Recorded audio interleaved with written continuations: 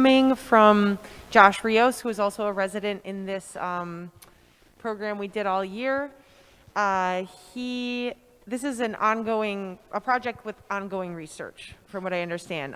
As part of his research into the histories of Native and Indigenous urban relocation, beginning with the post-war era and moving into the current moment, this in-process presentation of what he's calling the wide-ranging importance of the First Nations garden focuses on the story of the First Nations garden as told by a founding member of the Shy Nations Youth Council who established the garden in 2019.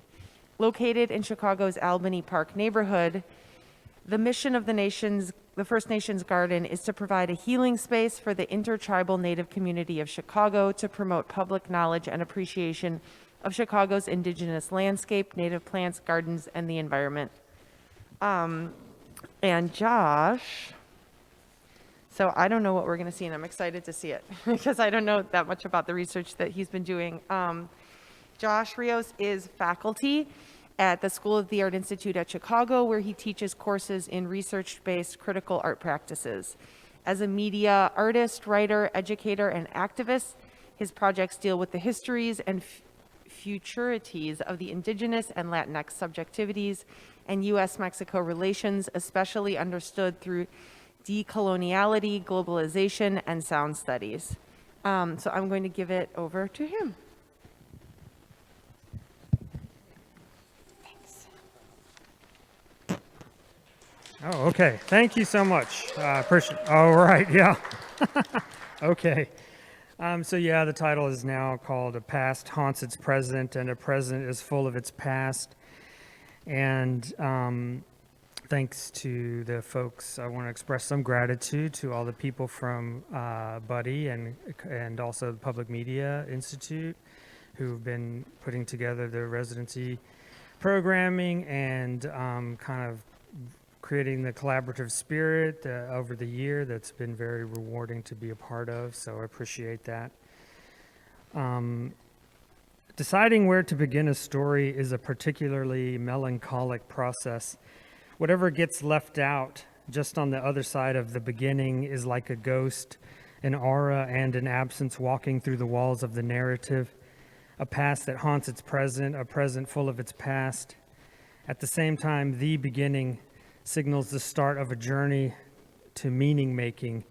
It starts to put the unendingness of potential into an order, not the final or authoritative order, but one order among other possibilities.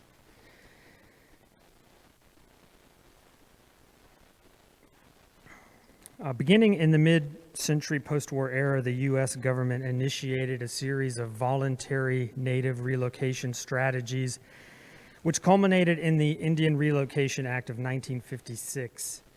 Induced by promotional materials and Bureau of Indian Affairs officers promising moving stipends, vocational training, and domestic and job-related materials, including home loans, large populations of Native people moved from rural reservations and traditional lands to a handful of urban centers, including Chicago and its outlying regions. A brochure here boldly states, Chicago Indians get good jobs. Some of the jobs listed include grinder, baker's helper, machine operator, machine helper, packer, car loader, dock man, punch press operator, general factory worker, assembler, stockman, and others.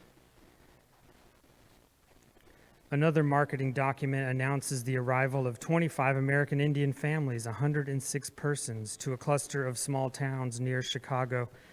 The flyer, published by the Chicago Relocation Office, encourages its presumably Native reader to ask your relocation officer for more information. A Chippewa man reports to work at an anonymous plant. A smiling white man indicates there's paperwork to complete.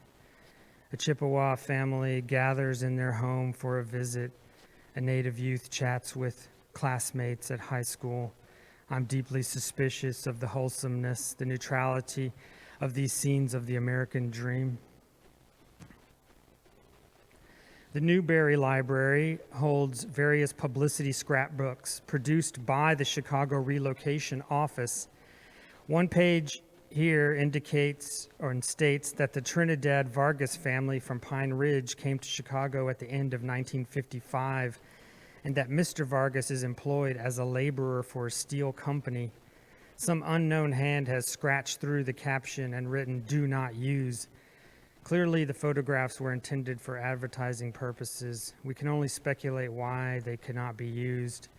The unsaid but obvious goal of relocation was to accelerate already deteriorated tribal standings, to terminate the protected status of native land, and eliminate federal obligations to native people, a process with its origins in early settler history and that continued today, exampled by the recent Line 3 pipeline trespasses and protests. Relocation was a way of continuing settler appropriation, of continuing the transformation of land from a commonly held set of relations into private property. Roy Lincoln and Carl Denoyer come to Chicago in 1956. One works manufacturing farm equipment and the other for a utility company at a good wage. The skyline looms even as they smile for the camera. Indian Affairs officers marketed relocation. At the same time, government subsidies for Native folks on reservations were drastically reduced. Assurances the government made about the bounty of opportunities in the city translated to grim realities, including housing and food insecurities, substandard living conditions, unemployment, discrimination, and general social alienation. I once read, "The only time in U.S. history the country has been debt-free and had a balanced budget was the era immediately following the violent land grabs of the early and mid-1800s." Edward Said writes in Culture and Imperialism that to think about distant places, to colonize them, to populate or depopulate them, all of this occurs on, about, or because of land. The actual geographical process and possession of land is what empire in the final analysis is all about. Indeed, how a people conceptualized and interacted with land was a crucial factor in the justification of native dispossession and settler colonialism. The origin of private property was and still is related to the kind of labor one puts into land, not as a caretaker or steward, but as a form of enclosure expressed by Western agrarian and then housing and real estate development practices. In 2020, the full stock of U.S. housing was worth over $36 trillion. Just a factoid. One legacy of relocation is the emergence of native civil rights groups like the Indians of all tribes who occupied Alcatraz from November 1969 to June 1971. Under the Treaty of Fort Laramie, retired or abandoned federal land was supposed to be returned to the native folks who once resided on it. The prison had been closed since 1963 and declared superfluous by the state. Between 1971 and 1972, the Chicago Indian Village enacted similar confrontational engagements with land and authority here in Chicago, specifically drawing attention to housing concerns through eviction protests and rent strikes within the Chicago's Native community. One of the several occupations the group undertook included setting up camp at Belmont Harbor, an abandoned Cold War-era missile launch site near Wrigleyville, which I thought was kind of interesting to think of in relationship to the previous talk about missiles and so forth. Yeah, and Chicago's unknown history of all the missile site, Nike missile site, Cold War era spots all around Chicago. So if that was extemporaneous, apologies. Back to the text. The First Nations Garden is a community green space in Chicago's Albany Park neighborhood. It was established in the winter of 2019 by the Chi-Nations Youth Council, working with the 35th Ward Alderman. My first visit to the garden was on the 4th of July, 2021. I went to support the council's Fraternal Forest Scholarship fundraiser and their action of keeping a fire from July 1st to July 4th to memorialize the wave of mass children's graves discovered at various Canadian residential schools that summer. It is a deeply troubling holiday, the 4th, for the victims of this country who have lived here since before there was a United States, for the people alienated by its histories. Waiting at the bus stop on Pulaski and Fullerton, heading north to Wilson, where the garden is located, I tried to stop thinking and to not stop thinking of everybody who was forcibly removed, forcibly brought here,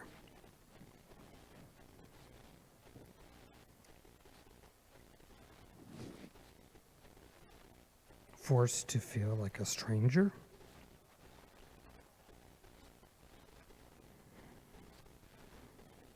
forced to assimilate, forced to loathe ourselves.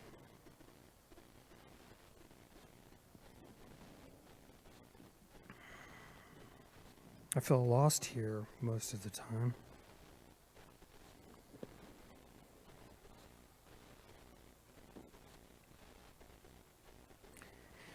In this place, in this history.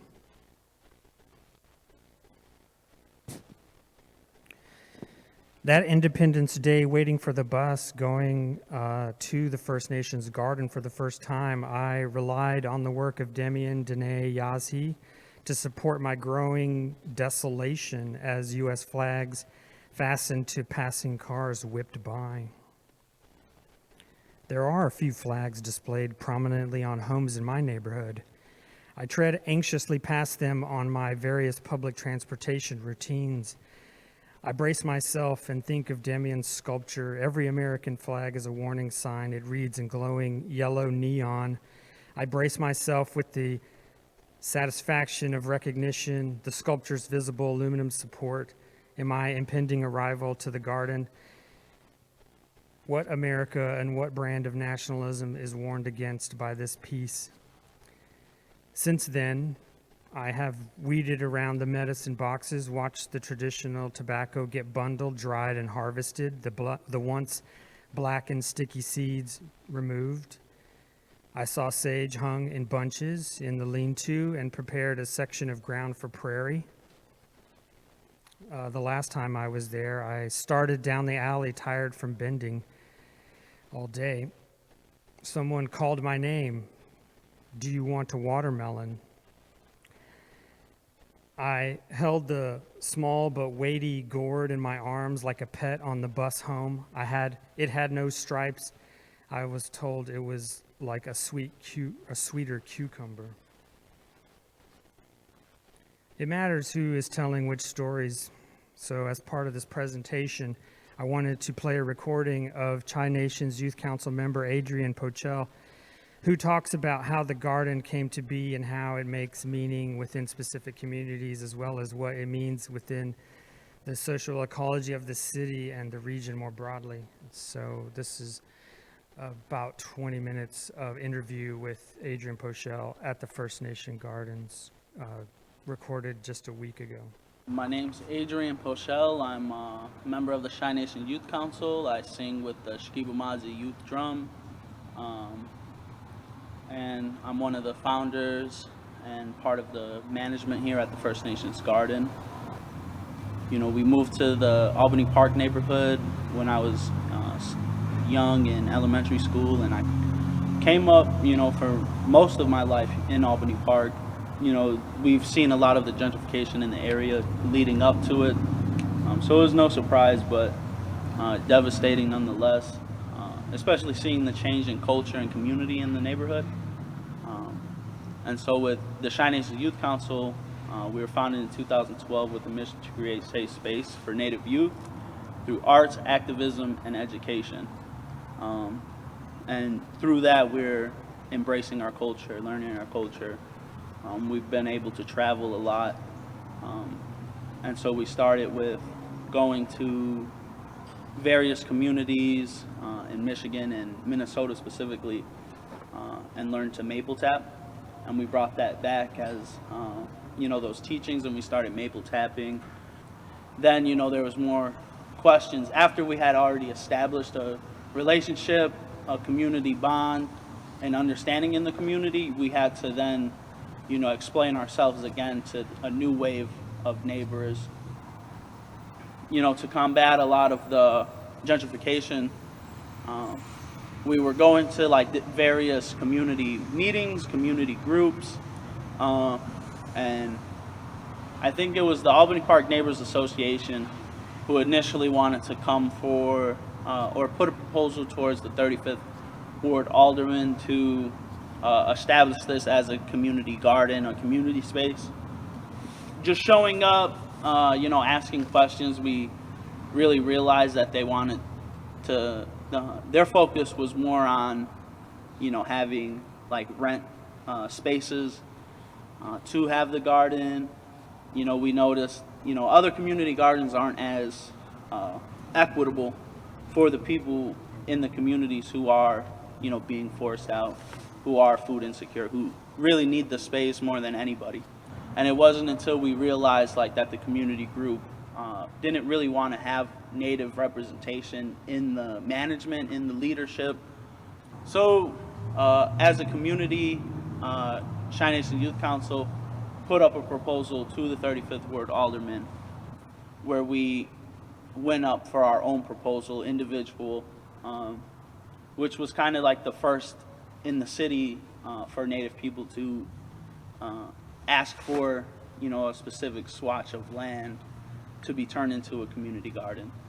There's been, many little gardens here and there throughout the city, different, people giving permission on different space.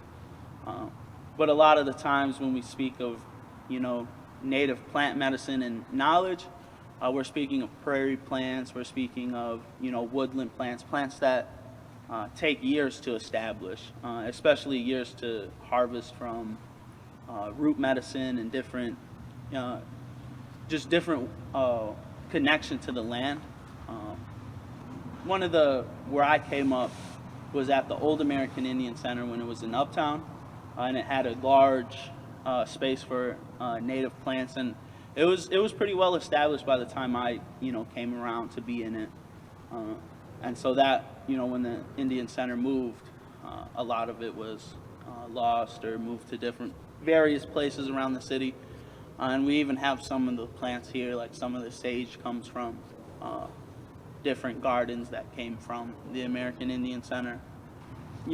Within even that, we're gathering histories of, certain community members who, harvested this same sage at the Indian Center, who might not even be here anymore, because of the pandemic and the hard times that, the world's been going through. So we have, different plants from different places where we have stories with. We have a cup plant here from George Floyd Square. When we went and traveled up there, we have wild ginger from the Pokagon Potawatomi land, where we harvested the trees for our wigwam at the garden. So there's, even within the plants that we bring here and we grow here, we have stories, we have connections too. And so we kind of wanted to establish that so we can keep these and keep it going and have a place where people can come out and have, established prairie, established medicines that they can come and harvest from. And initially when we were given access to the lot, we put teepees up, and, it was something visual that we wanted people to really take notice of. And so, there was a lot of positive response and, some negative response. But for us, it was very positive because we were given access in November, and we were going into winter. So there was not really much we can do on the lot, but just some, removal of some couches, beds, just different things in the lot. And so we really spent our first winter on the lot in the teepee telling stories. And, Wintertime is the time that us as Native people, we tell our stories. There's cultural significance, but, also just, it's a lot of downtime. So we tell our, creation stories, our mythological stories, different, different cultural stories, just to get us through the winter, and to spread teachings. And so, with that space in the teepee around the fire, we were able to invite, community storytellers, elders, young storytellers, people of different backgrounds to share their stories. We had a lot of community, coming out, sharing, and this was before COVID, so we were able to gather, in a teepee, 20 people deep to, sit around a fire, listen to stories, share food.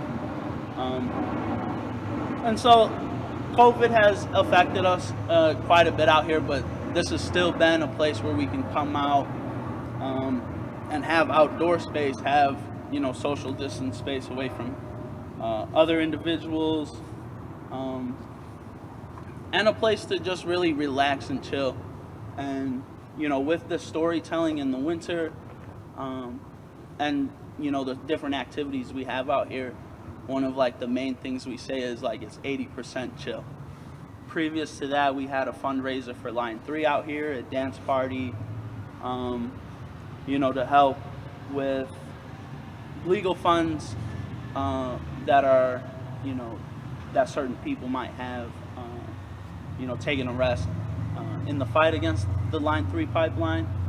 So there's the GNU Collective and Line 3 legal funds are raising money to, continue to, fight in the court now that the Line 3 pipeline is in service as of October 1st. And so as Chi Nations, we've, also taken trips up to Line 3, and we were able to maple tap on Line 3. We were able to, bring home this sap, and now we're having squash come up in the garden, and we're having different foods, and it's wild rice season is kind of wrapping up. Just our food sovereignty here, we're able to experience, regional squash, regional beans, regional corn. We're watching plants that, we grew from seed, flowering. We've watched plants go through their whole life cycle now. So, going into winter, again, reflection, looking back on our past year. Something that, Chi Nation Youth Council has done is when we first were founded, we, had a 5-year plan. And a lot of within that 5-year plan, there was a lot of kind of fun or silly things or just big dreams. I don't even want to call them silly. See the redwood forest and, travel to powwow and do all these different things. And, within, so many years, we were able to see that, we traveled to, California. We seen the redwood forest. We spoke at conferences. We traveled to powwows. We were able to camp and, see a lot of things that, without our youth group or without our community, we wouldn't have been able to travel outside of the city even. So with the First Nations Garden, when we were given access to the lot, we did that same 5-year kind of, what do we want to see? A lot of it was structural, we wanted a wigwam, we wanted, established prairie, we wanted, so many boxes for community. And we've done a lot of what we said. So with that, we're hoping to have a, full remediation of the land here. We were awarded TIF funding, which is the tax money within this community that's set aside for community spaces. And within our specific corridor, we're the only kind of eligible open green space. So we put up a proposal to the Department of Planning and Development, and their their process approved us and set aside the money. So right now we're at a process of this entity neighbor space finding a contractor to kind of really do the work of remediation and building out of the space, which is going to be a huge task because this is 5 city lots. There used to be a printing press here. For the last 14 years, it's kind of just been a staging area, though, for ComEd and city utility. We park trucks and different things out here. And so we're glad to see, the transformation of what it was when we first received the land and what it is now. And, dreaming on what it could be after a huge project like the remediation of the soil. Which we've done little swatches of land here on where we're using certain plants and native species to remediate soil, which is kind of a slow process, and it takes time and years, which the bureaucracy of the city, won't allow us to, carry out. So we've been putting in native species, native plants, knowing that, this soil is going to be ripped out. So, we're creating and nursing native plants, growing from seed, and we're also, giving out and still creating gardens across the city, still creating gardens in community members' backyards and giving out seeds. We had a milkweed seed event in collaboration with the 35th Ward and the Water Reclamation District, Metropolitan Water Reclamation District, because they have a campaign to save the monarchs. We've seen it as an opportunity to, get soil and get seeds out to community members here. We've grown milkweed here. We have different species. We've given out, sage, prairie sage. We've given out, different cuttings of plants, different seeds. We've traded with seeds and built community that way. Supplying that, we were able to see where our community is, how spread out we actually are as a Native community.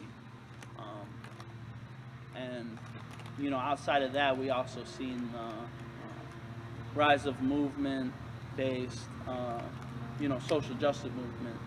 After the killing of George Floyd, we were able to, we've seen organizing of communities all over the place. And personally, I was moved by the indigenous representation that was going on in Minneapolis at the time. I think it was the Unicorn Riot feed of one of the a few nights after George Floyd, where every third or fourth person that the Unicorn Riot, the interviewer spoke to was a Native person, standing out in solidarity. So with that, we were inspired to have a Black Indigenous Solidarity rally in downtown Chicago, in Grant Park, at Buckingham Fountain, which is unceded land. The museum campus is unceded land, which also happened to be where the Columbus statue stood. And it was no coincidence that the Columbus statue was placed where it was. And so, we see a lot of these structures of colonialism, manifest destiny, erected in there on this swatch of land, which was disputed in the court by the Pokagon Band of Potawatomi specifically, along with the Odawa and Ojibwe, because we signed treaties along with this land. We've maintained representation here. The Columbus statue was put there specifically because this is unceded land. This is land that Native people have continued to fight for. So at the rally, we've seen, 7,000 plus people show up downtown Chicago in the spirit of Black Indigenous solidarity. We had members across the city, community, Indigenous representation, all come out on this day, and it was beautiful. It was moving, and then post rally, we marched down from the Buckingham Fountain towards the Columbus statue. And when we arrived at the Columbus statue, the police were full, kind of standing around the Columbus statue. There was some, bottles and cans thrown, but it ended up being very violent and very dangerous, because of the police retaliation of people wanting to, stand around the Columbus statue, of people wanting to, just stand around and take up space on the unceded land. And so the reaction from the police was to call in all of the gang task force in the whole city of Chicago, across the city of Chicago, to Grant Park to deal with the protest. And we've seen violence from the Chicago Police Department that hasn't been seen for a long time, and very comparable to the riots in the 60s. And there are some spitting images, side-by-side comparisons that I've seen. We've seen brutality from the police towards people who had no dealings in any pushback towards the police. So we've seen them target the young indigenous people, the young Black people as well, who were standing off to the side bearing witness to it. We've seen pepper spray and cannon, cascading over the whole crowd of people. There was young people in the crowd, disabled people in the crowd. CPD snatched up countless people's bikes and stacked them up. And so the community support after that, we've seen a lot of money and mutual support. We've seen a bike fund created in the city. We've seen, people who were harmed at that action, getting compensation and getting their medical and physical therapy bills paid for. Chi Nations, we were able to reach out and, provide support for an Indigenous community member who got their wrist broken. And, some of our members, including me, got pepper sprayed. Some,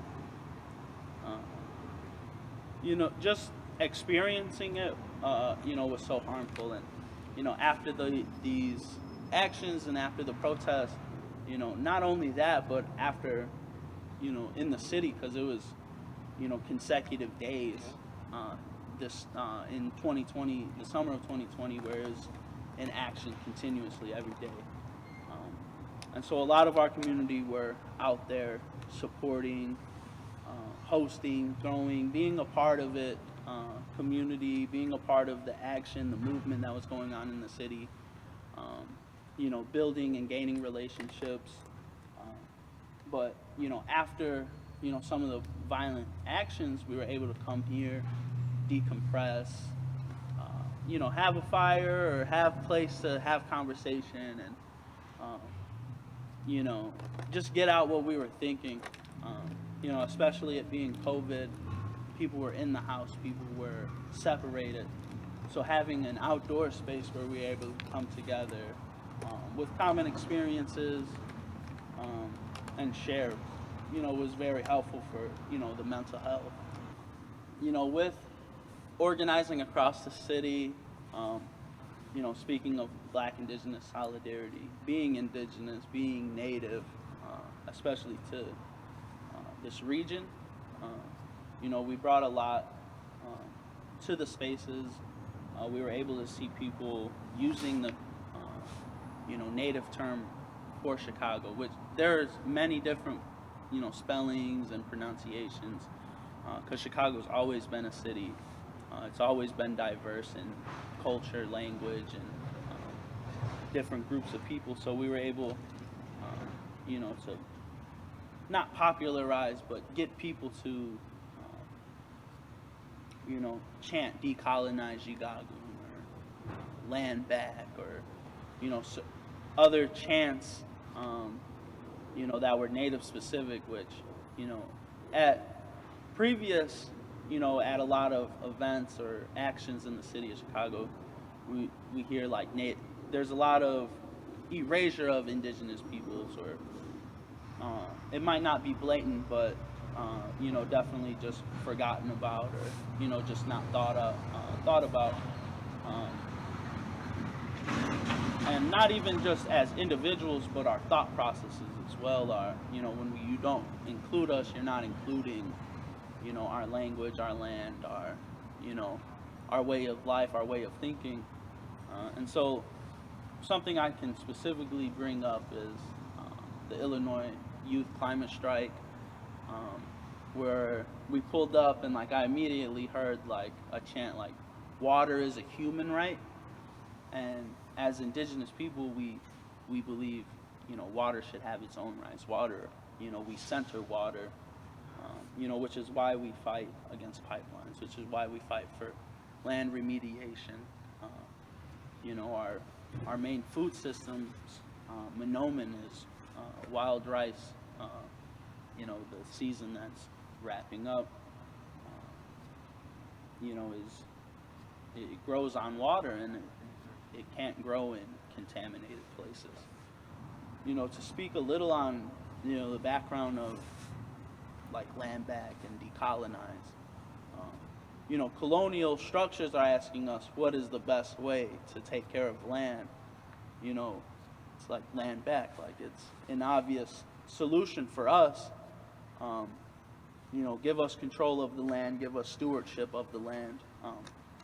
So we can return to the processes of stewardship and creating connections to the land and to the space where we're at, but also for the health and benefits of everybody on this land, because when we have a healthy ecosystem around us, we have a healthy land around us, healthy clean water around us, we can thrive as humans. And so indigenous people put water first, then land. Our animal relatives, we see them as equal. In academic spaces, terms like decolonize, terms like land back have been co-opted away from communities, because these are terms that, were popularized by smaller community groups. People who are actually out doing work, and so these academic spaces start writing about decolonized. They start writing about land back. And before land back was popularized, we were already doing the work here at the First Nations Garden. And people started putting the label on land back here. And it fits because we're indigenous people taking stewardship of this land. But it wasn't something that drove us. It's just a phrase that came later. That kind of wraps up what you have to say about the First Nations Garden. But this is a place where I've personally been able to heal, and I've personally been able to take time out and be mindful here. And I'm happy to share it and share my story.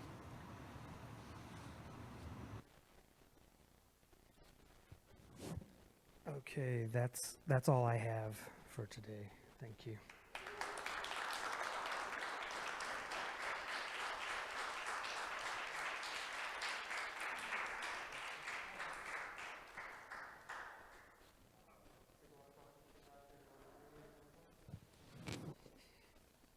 Was that a lot? It might have been a lot to listen to, I don't know, but I felt like it was important to make the space for the Indigenous Native voice here in this particular time and this particular place, and in relationship to the mission of the residency too, I think. And so, yeah, yeah, hopefully it was okay. Yeah, sorry.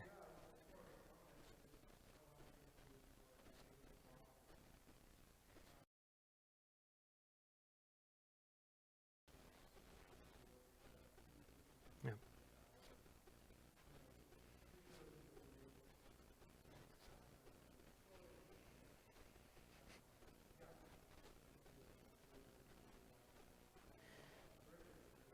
yeah,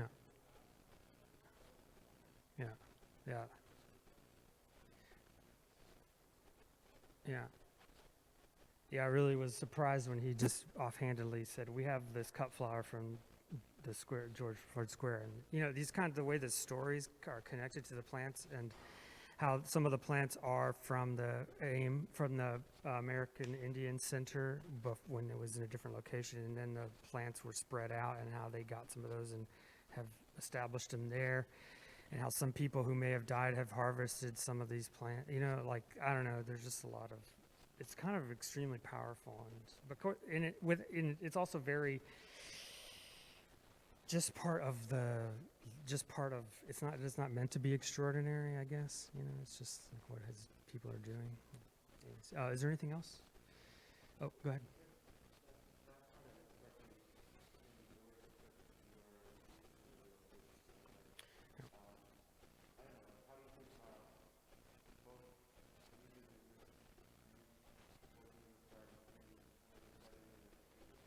Yeah.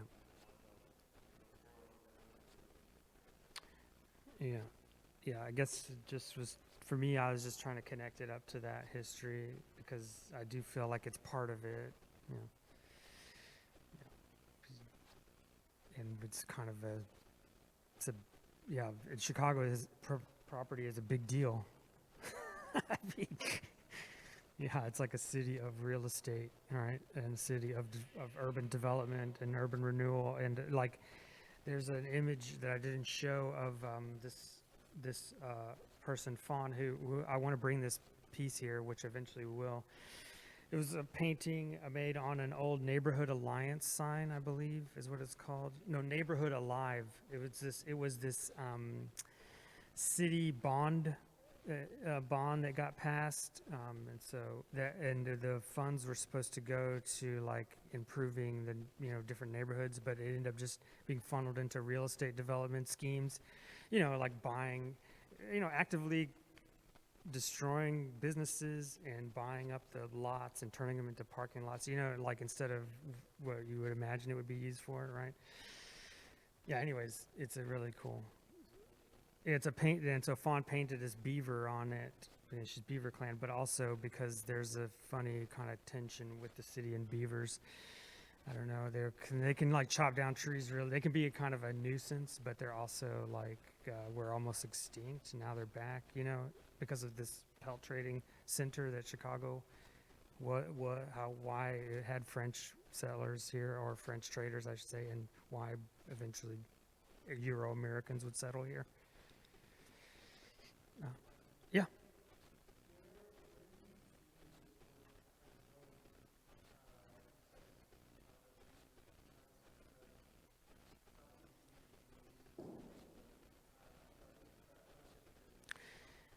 Yeah, I don't. My main goal is just to keep going back there and to keep just participating in any way I can. And it feels like I don't have to plot it or plan it. If I just keep going back, it'll just happen like the way it's supposed to, So, for instance, the last thing when we made this recording, Adrian was like, "Oh, I was telling Adrian I can upload it to this software and do a transcription and send you the audio." And he was like, "Oh yeah, send that to me," because his aunt, who's is a I don't know how to put it, is a she's not a member of the youth council because she's aged out, but she's like is a supporter and a person there, an advisor maybe, yeah, is doing a kind of trying to organize some oral history. So just like, I don't know, might be just working on, hopefully I would be happy to work on something like that just with them, and whatever, where it ends up, I don't know. Anything else?